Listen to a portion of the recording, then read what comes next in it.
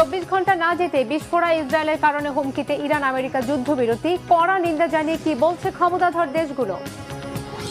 বর্বর ইসরায়েলকে বাদ দিয়ে পাকিস্তানে আলোচনায় বসতে যাচ্ছে ইরান ও আমেরিকা। ট্রাম্প কি মেনে নেবেন খামেনির দেশের 10 দফা শর্ত? টানা 40 দিন বন্ধ থাকার পর খুলল পবিত্র আল আকসা মসজিদ, সেজদায় শত শত মুসল্লির কান্না। ইরানের ভয়ে কি মসজিদ খুলল ইসরায়েল? ভেঙে গুঁড়ো গুঁড়ো আমেরিকার দেখা ইরান জয়ের স্বপ্ন, মধ্যপ্রাচ্যের নয়া শক্তিকে ইরান, খামেনির দেশে কি দাফন আমেরিকার মোড়লগিরির ইমেজ? ইরান ও আমেরিকার যুদ্ধবিরতিতে স্বস্তিতে গোটা বিশ্ব। 2 সপ্তাহ পর কি আবারও যুদ্ধে জড়াবে দুই দেশ, নাকি স্থায়ী সমাধান হবে? ইরানের সাথে যুদ্ধবিরতি চললেও লেবাননে হামলা আর হত্যাযজ্ঞ চালাচ্ছে বর্বর ইসরায়েল। বর্বর নেতানিয়াহুকে থামাবে কে? 24 ঘন্টা না পেরোতেই হুমকির মুখে পড়েছে ইরানের সাথে আমেরিকার যুদ্ধবিরতি। ইরানের উপর আমেরিকার হামলা বন্ধ হলেও লেবাননে থামছে না গণহত্যাকারী বর্বর ইসরায়েলের হত্যাযজ্ঞ। লেবাননে হিজবুল্লাহ যোদ্ধাদের লক্ষ্য করে ইসরায়েলের স্মরণকালের সবচেয়ে ভয়াবহ হামলায় হতাহত হয়েছে 1200-রও বেশি লেবানিজ। লেবাননকে যুদ্ধবিরতির আওতায় স্বীকার করছে না যুক্তরাষ্ট্র ও ইসরায়েল। তবে ইরান ও পাকিস্তান সাফ জানিয়ে দিয়েছে যুদ্ধবিরতিতে লেবানন অন্তর্ভুক্ত। ইসরায়েলের বিরুদ্ধে যুদ্ধবিরতি ভঙ্গের অভিযোগ এনে আবারও হরমুজ প্রণালী বন্ধ রেখেছে ইরান। ফলে নতুন করে আতঙ্ক আর উদ্বেগ ছড়িয়ে পড়েছে। আবারও কি যুদ্ধে জড়াবে আমেরিকা ও ইরান? ভেস্তে যাবে কি যুদ্ধবিরতি? ট্রাম্প কি আবারও যুদ্ধে ফিরতে চাইবেন? শহীদ আরাফাতের ডেস্ক রিপোর্টে জানবো বিস্তারিত। নতুন করে আবারও ইরানের হুঙ্কার, তবে এবার যুদ্ধবিরতি ভঙ্গ করে লেবাননে ভয়াবহ রক্তক্ষয়ী হামলা চালিয়ে যাওয়ার জন্যে ইসরায়েলকে সতর্ক করে দিয়ে ইরান সাফ জানিয়েছে ইরান আমেরিকা যুদ্ধবিরতির অবিচ্ছেদ্য অংশ লেবানন। তাই হিজবুল্লাহ ও লেবাননকে একা ছাড়বে না তেহরান। তবে যুক্তরাষ্ট্র ও ইসরায়েলের দাবি যুদ্ধবিরতি শর্তের বাইরে লেবানন। আর এই অজুহাত দেখিয়ে বুধবার যুদ্ধবিরতি কার্যকর হওয়ার দিনেই লেবাননের দফায় দফায় বিমান হামলা চালিয়ে 250-র বেশি লেবানিজ নাগরিককে হত্যা করেছে ইসরায়েল। এতে ক্ষুব্ধ ইরান সেদিনই সাফ জানিয়ে দিয়েছে লেবাননে হামলা বন্ধ না হলে যুদ্ধবিরতি মানবে না তারা। একই সাথে আবারও বন্ধ করে দিয়েছে হরমুজ প্রণালী। এতে আতঙ্ক আর উদ্বেগ দেখা দিয়েছে যুদ্ধবিরতি কি চলবে নাকি ভেস্তে যাবে। আবারও কি যুদ্ধে জড়িয়ে পড়বে আমেরিকা ও ইরান? কি বলছে মধ্যস্থতাকারী দেশ পাকিস্তান? কি বলছে ইউরোপ সহ গোটা আন্তর্জাতিক সম্প্রদায়? বিশ্লেষকরা বলছেন লেবাননে হামলা হলেও ইরানের সাথে আবারও নতুন করে যুদ্ধে জড়িয়ে পড়তে চাইবেন না নিজ দেশে রাজনৈতিক চাপে থাকা মার্কিন প্রেসিডেন্ট ডোনাল্ড ট্রাম্প। তবে ইসরায়েলকে থামাবেন কিনা তা এখনো স্পষ্ট নয়। অবশ্য পুরনো সেই অজুহাত কণ্ঠে এনে নিরাপত্তা নিশ্চিত না হওয়া পর্যন্ত লেবাননে হামলা অব্যাহত রাখার হুমকি দিয়েছেন ইসরায়েলের বর্বর প্রধানমন্ত্রী বেনিয়ামিন নেতানিয়াহু। যেখানে প্রয়োজন সেখানেই হিজবুল্লাহর উপর হামলা চালিয়ে যেতে চান তিনি।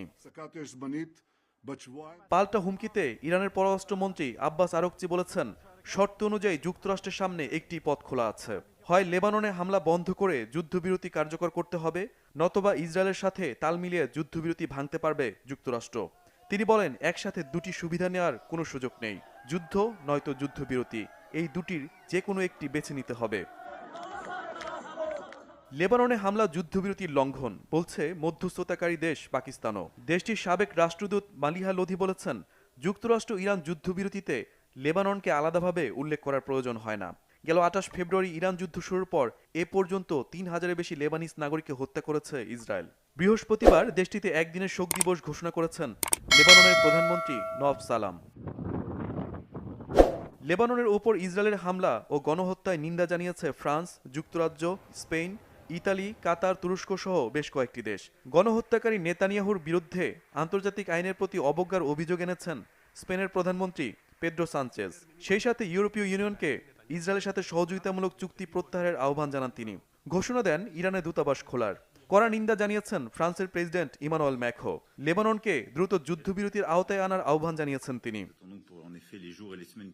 এমন অবস্থায় যুদ্ধবিরতি ভঙ্গের অভিযোগ এনে ইরানের ইসলামিক বিপ্লবী গার্ড সদস্যরা আবারও হরমুজ প্রণালী বন্ধ করায় বিশ্ব বাণিজ্য পথটির দুই পাশে আটকা পড়েছে 426টি তেলবাহী ও 53টি গ্যাস ট্যাঙ্কার। এমন টানাপোড়েনের মাঝেই যুদ্ধবিরতি আলোচনাকে সামনে রেখে পাকিস্তানের ইসলামাবাদে 2 দিনের সাধারণ ছুটি ঘোষণা করেছে দেশটির সরকার। যুদ্ধবিরতি চুক্তির আলোচনায় অংশ নিতে পাকিস্তান যাচ্ছেন মার্কিন ভাইস প্রেসিডেন্ট জেডি ভেন্স সহ আমেরিকার প্রতিনিধি দল। যাচ্ছে ইরানের প্রতিনিধিরাও। বৈঠক শুরুর আগেই মার্কিন প্রেসিডেন্ট ডোনাল্ড ট্রাম্প হুমকি দিয়েছেন, শর্ত মেনে ইরান চুক্তিতে না গেলে আবারও হামলা চালানো হবে। হরমুজ প্রণালীতে ইরান ও চীনের নতুন এক অর্থনৈতিক সমীকরণ নিয়ে এখন বিশ্বজুড়ে চলছে ব্যাপক গুঞ্জন। মার্কিন নিষেধাজ্ঞাকে বুড়ো আঙুল দেখিয়ে তেলের টোল আদায় করা হচ্ছে চীনা মুদ্রা ইউয়ানে। এটি কি কেবল ওয়াশিংটনকে চাপে ফেলার কৌশল, নাকি পেট্রো ইউয়ান যুগের আনুষ্ঠানিক সূচনা? অর্থনীতিবিদ ও বিশ্লেষকরা বলছেন, ডলারের সিংহাসন সহসা না হারালেও এর একচ্ছত্র আধিপত্যে বড় ফাটল ধরিয়েছে তেহরান বেইজিং জোট। হাফিজুল ইসলামের ডেস্ক রিপোর্টে বিস্তারিত। পারস্য উপসাগর হয়ে উঠছে আমেরিকার নতুন দুঃস্বপ্ন। হরমুজ প্রণালীকে ঘিরে ডলারের রাজত্বে মারাত্মক রকমের ফাটল ধরাচ্ছে ইরান ও চীন। দীর্ঘকাল ধরে বিশ্ব অর্থনীতির অত্যন্ত গুরুত্বপূর্ণ নৌপথ হরমুজে ব্যবসা বাণিজ্যের একমাত্র মাধ্যম ছিল আমেরিকান ডলার। কিন্তু ইরান ও চীন এখন কাঁপিয়ে দিচ্ছে সেই মার্কিন শ্রেষ্ঠত্বের ভিত্তি। তেহরান ও বেইজিং চাইছে বিশ্ব বাজার থেকে ডলারের একক খবরদারি বা হেজেমনি পুরোপুরি মুছে দিতে। বর্তমানে ইরান তাদের নিয়ন্ত্রিত জলপথে বাণিজ্যিক জাহাজ চলাচলের জন্য টোল বা মাশুল আদায় করছে বলে খবর পাওয়া যাচ্ছে, আর এই টাকা নেওয়া হচ্ছে চীনা মুদ্রা ইউয়ানে। এমন পরিস্থিতিতে প্রশ্ন উঠেছে, ইরানের পক্ষ নিয়ে সরাসরি যুদ্ধে না জড়িয়ে তাহলে কি ভিন্ন কৌশলে ডলারের দুর্গে আঘাত হানছে চীন? হরমুজ পাড়ি দিতে ইউয়ানে টোল আদায় করছে ইরান। সরল চোখে দেখলে বিষয়টিকে মনে হবে একটি সাধারণ ফি বা মাশুল নেওয়ার কার্যক্রম, কিন্তু আন্তর্জাতিক রাজনীতির প্রেক্ষাপটে এর অর্থ অনেকটাই ভিন্ন। ইরান ও চীন যেন আমেরিকার চোখে আঙুল দিয়ে দেখিয়ে দিচ্ছে ডলার ছাড়াও বিশ্ব চলতে পারে। বিশ্বজুড়ে তেলের বাজারে প্রায় ৮০% কেনাবেচা হয় ডলারে। সেখানে চীনা মুদ্রা ইউয়ানের অনুপ্রবেশ অত্যন্ত শক্তিশালী বার্তা দিচ্ছে বলে মনে করেন বিশ্লেষকেরা। তেহরান এবং বেইজিং উভয় দেশই মার্কিন অর্থনৈতিক নিষেধাজ্ঞার কবলে পড়ে বিরক্ত। ফলে আমেরিকার চাপানো নিষেধাজ্ঞা এখন বুমেরাং হয়ে আঘাত করছে খোদ আমেরিকাকেই। ইরান কেবল ওয়াশিংটনকে অপমান করতেই ডলারের বদলে ইউয়ানে টোল আদায় করছে। বিষয়টা আসলে সেরকম না। আন্তর্জাতিক সম্পর্ক বিশ্লেষকদের ধারণা, চীনের প্রভাব বলয়ে ঢুকে মূলত দীর্ঘমেয়াদী সুরক্ষা খুঁজছে তেহরান। অন্যদিকে চীনের জন্যও এটি বড় একটি সুযোগ, কারণ ইরান থেকে বিপুল পরিমাণ তেল ছাড় দেওয়া মূল্যে কিনে থাকে বেইজিং। বিনিময়ে তেহরানকে তারা সরবরাহ করে নানা রকম যন্ত্রসামগ্রী ও প্রয়োজনীয় প্রযুক্তি। ফলে লেনদেনের ডলার বাদ দিলে মার্কিন নিষেধাজ্ঞার ভয়ও আর থাকে না। চীনের স্বপ্ন তাদের মুদ্রাকে বিশ্বজুড়ে রিজার্ভ কারেন্সি হিসেবে প্রতিষ্ঠিত করা। বিশ্বব্যাপী ইউয়ান ভিত্তিক বাণিজ্য চালু বেইজিংয়ের লক্ষ্য হলেও এটি অর্জন করা মোটেও সহজ না। IMF এর দেয়া তথ্য অনুসারে বিশ্বের কেন্দ্রীয় ব্যাংকগুলোতে রিজার্ভের 57% এখনও ডলার। অন্যদিকে ইউয়ানের শেয়ার মাত্র 2%। এছাড়াও চীনা মুদ্রার উপর বেইজিং সরকারের কঠোর নিয়ন্ত্রণ থাকায় অনেক দেশ এখনও এই মুদ্রায় বেচাকেনার উপর পুরোপুরি আস্থা রাখে না। কিন্তু এমন ধারণা বদলে দিতে বদ্ধপরিকর ইরান ও চীন। বিশ্বজুড়ে মার্কিন ডলারের আধিপত্য রাতারাতি শেষ হবে না, তবে বিশেষজ্ঞদের ধারণা ধীর গতিতে হলেও এর মধ্যেই শুরু হয়েছে ডলারের পতন। ইরানের বিরুদ্ধে ইসরায়েল আমেরিকার এবারের যুদ্ধ ও এর জেরে মধ্যপ্রাচ্যের অন্যান্য দেশগুলো যদি চীনা মুদ্রায় তেল বিক্রি শুরু করে, তাহলে ডলারের সত্যিকার পতন হয়তো খুব বেশি দূরে নয়। মধ্যপ্রাচ্যে পশ্চিমাদের মদদে ইসরায়েলের চালানো যুদ্ধ ও আগ্রাসনের শেষ কোথায় সেটা এখনও অনিশ্চিত। তবে ডলারের বিপরীতে ইরান এবং চীনের পেট্রো ইউয়ান পরিকল্পনা মার্কিন সাম্রাজ্যের দেয়ালে ধরাচ্ছে দীর্ঘমেয়াদী ফাটল। ডলারের একক আধিপত্য ধসে পড়লে কতদিন টিকবে আমেরিকার রাজত্ব? এদিকে যুদ্ধবিরতির ঘোষণাকে ইরানের বিজয় হিসেবে দেখছে দেশটির জনগণ। ইরানের রাষ্ট্রীয় টেলিভিশনে যুদ্ধবিরতি ঘোষণার খবর প্রচারের পর তেহরানের রাস্তায় নেমে আসেন উল্লসিত হাজারো ইরানি। যুক্তরাষ্ট্র ও ইসরায়েলের পতাকা পুড়িয়ে এবং বিভিন্ন স্লোগান দিয়ে বিজয় উদযাপন করেন তারা। বিস্তারিত মিরফাউজদের আপডেট ডেস্ক রিপোর্টে। মধ্যপ্রাচ্যে সম্ভাব্য বৃহৎ সামরিক সংঘাতের আশঙ্কার মধ্যে পরিস্থিতি হঠাৎ করেই এক নাটকীয় মোড় নিয়েছে। দীর্ঘদিনের উত্তেজনা এবং পারস্পরিক হুমকি পাল্টা হুমকির পর অবশেষে আসলো যুদ্ধবিরতির ঘোষণা। মার্কিন প্রেসিডেন্ট ডোনাল্ড ট্রাম্প এক গুরুত্বপূর্ণ ঘোষণা দিয়ে ইরানের ওপর পূর্ব ঘোষিত বিধ্বংসী হামলা অন্তত 2 সপ্তাহের জন্য স্থগিত রাখার সিদ্ধান্ত নিয়েছেন। তবে এই যুদ্ধবিরতি কোনোভাবেই নিঃশর্ত নয়। যুক্তরাষ্ট্রের পক্ষ থেকে স্পষ্টভাবে বলা হয়েছে ইরানকে আন্তর্জাতিক বাণিজ্যের জন্য অত্যন্ত গুরুত্বপূর্ণ হরমুজ প্রণালী সম্পূর্ণ উন্মুক্ত ও নিরাপদ রাখতে হবে। এই শর্ত পূরণ হলেই কেবল উভয়মুখী যুদ্ধবিরতি কার্যকর থাকবে বলে জানানো হয়েছে। ফলে তাৎক্ষণিক ঝুঁকি কিছুটা প্রশমিত হলেও পুরো পরিস্থিতি এখনো অনিশ্চয়তার মধ্যে রয়েছে। 7 এপ্রিল এক প্রতিবেদনে এসব তথ্য জানিয়েছে সংবাদ মাধ্যম আল জাজিরা।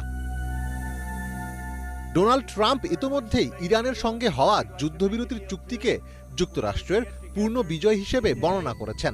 সংবাদ মাধ্যম এএফপিকে দেওয়া এক সংক্ষিপ্ত টেলিফোন সাক্ষাৎকারে তিনি বলেন, এটি পূর্ণ বিজয় 100% এবং এই বিষয়ে কোনো প্রশ্নই নেই। অন্যদিকে এই যুদ্ধবিরতিকে ইরানের বিজয় হিসেবেই দেখছেন দেশটির জনগণ। ইরানের রাষ্ট্রীয় টেলিভিশনে যুদ্ধবিরতি ঘোষণার খবর প্রচারের পর তেহরানের রাস্তায় নেমে আসেন ইরানিরা। যুক্তরাষ্ট্র ও ইসরায়েলের পতাকা পুড়িয়ে এবং বিভিন্ন স্লোগান দিয়ে বিজয় উদযাপন করেন তারা। তাদের দাবি, এই যুদ্ধের মাধ্যমে যুক্তরাষ্ট্রের আসল রূপ প্রকাশ পেয়েছে।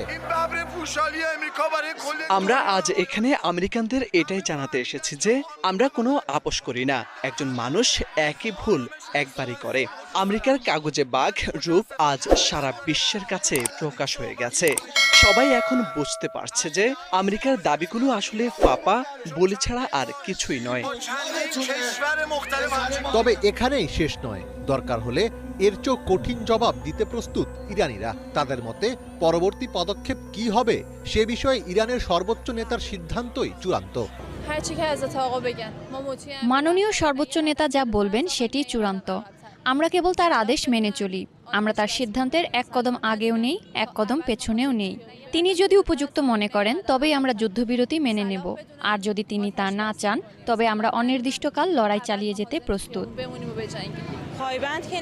পরিস্থিতি এখন অনেক বদলে গেছে। আমেরিকা এখন বুঝতে পেরেছে যে ইরান একটি পরাশক্তি, আর তারা যদি এই চুক্তি অনুযায়ী কাজ না করে তবে আমরা অবশ্যই তাদের সাথে ভিন্ন উপায়ে মোকাবিলা করব। বিশ্লেষকদের মতে ইরানের সামরিক কাঠামো অনেকটাই বিকেন্দ্রীভূত হওয়ায় এই নির্দেশ সব জায়গায় কার্যকর হতে কিছুটা সময় লাগতে পারে। ফলে যুদ্ধবিরতির ঘোষণা সত্ত্বেও কিছু এলাকায় হামলা বা সংঘর্ষ চলতে পারে।